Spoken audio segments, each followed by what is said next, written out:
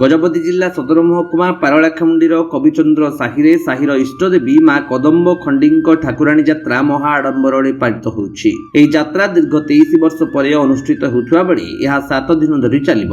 ଏହି ଅବସରରେ ସାହିର ମହିଳାମାନଙ୍କ ଦ୍ୱାରା ଏକ କଳସ ଶୋଭାଯାତ୍ରା ଅନୁଷ୍ଠିତ ହୋଇଯାଇଛି। ସାହିକୁ ରଙ୍ଗୀନ ଆଲୋକମାଳରେ ସୁସଜ୍ଜିତ କରାଯାଇଛି। ଆବାଳ ବୃଦ୍ଧବନିତା ଭକ୍ତିର ସହିତ ମାଙ୍କ ନିକଟରେ ପ୍ରାର୍ଥନା ଓ ପୂଜାର୍ଚ୍ଚନା କରୁଥିବାର ପରିଲକ୍ଷିତ ହୋଇଛି। ଏହି କାର୍ଯ୍ୟକ୍ରମରେ ସ୍ଥାନୀୟ ଜନସାଧାରଣ ବହୁ ସଂଖ୍ୟାରେ ଯୋଗ ଦେବା ସହ ସହରର ବିଭିନ୍ନ ସ୍ଥାନରୁ ଆସି ମାଙ୍କ ଦର୍ଶନ କରିବା ପାଇଁ ଭକ୍ତଙ୍କ ସମାଗମ ହେଉଛି। ଏହି ଅବସରରେ ମାଙ୍କ ସୁସଜ୍ଜିତ ମେଢ ସହ ସ୍ଥାନୀୟ ଯୁବଗୋଷ୍ଠୀ ବିଭିନ୍ନ ବେଶଭୂଷାରେ ସଜ୍ଜିତ ହୋଇ ସହର ପରିକ୍ରମା କରୁଛନ୍ତି। ଫଳରେ ସହରରେ ଏକ ଭକ୍ତିମୟ ପରିବେଶ ସୃଷ୍ଟି ହେଉଛି। ପ୍ରତିଦିନ ସନ୍ଧ୍ୟାରେ ମାଙ୍କ ଘଟ ପରିକ୍ରମା କରାଯାଉଛି।